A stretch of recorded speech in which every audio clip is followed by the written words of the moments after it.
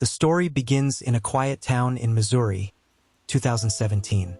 A 6-year-old boy named Eli Turner starts having recurring nightmares, violent, vivid, and disturbingly specific. He wakes up screaming names his parents don't recognize. He describes a man with dark gloves, a blue truck, and a ditch near a bridge. At first, his parents think it's imagination. But then Eli begins to draw a man's face, an old farmhouse, and a strange red pendant. When his mother asks where he saw it, he answers quietly, "It's mine, from when I was Daniel." The name Daniel becomes the center of every conversation. Eli tells his kindergarten teacher, "Daniel was killed by a man named Gary." When questioned further, he insists, "Gary pushed me. He said no one would find me, but they didn't look in the right place." The teacher reports the disturbing statements, and soon a local child psychologist gets involved.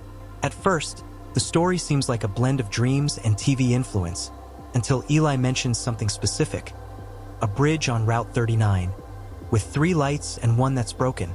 That detail catches the attention of Detective Laura Myers, a local investigator with a background in missing persons.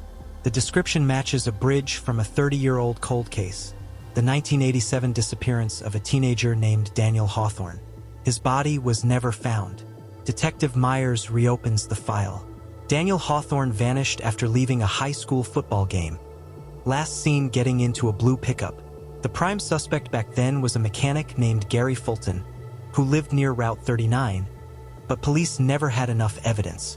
Eli's statements grow even more specific. He tells his parents Daniel had a silver chain with a red stone, the same necklace listed as missing in the old police report. The coincidence feels impossible.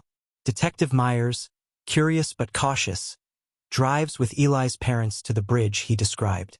Eli points toward the woods and says, "He buried me near the old tire pile. Not deep." Forensics teams dig near the site. At a depth of less than 2 feet, they uncover fragments of human bone, a rusted chain, and a red gemstone.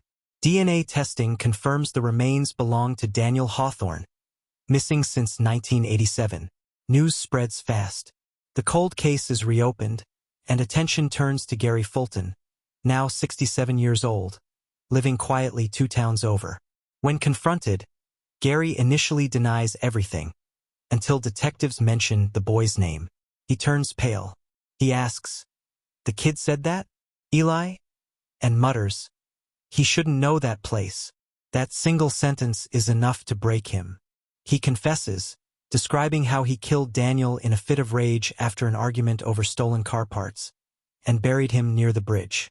As the case closes, media outlets label Eli as the reincarnated witness. Psychologists call it coincidence. Skeptics suggest overheard local gossip. But there's one detail that never made it public, not even in the original reports. When Daniel's remains were found, the left hand was clenched, holding a tiny silver key. When detectives showed it to Eli, he said, "That's for my diary." He threw it in the fire. A follow-up search in Gary's old home reveals a burnt metal box in the fireplace, the remnants of Daniel Hawthorne's diary. Gary Fulton dies in prison months later. Eli's nightmares fade, replaced by peaceful dreams of flying and water. One evening, his mother asks if he still remembers Daniel. Eli smiles softly and says, "He's gone now. He just wanted to be found."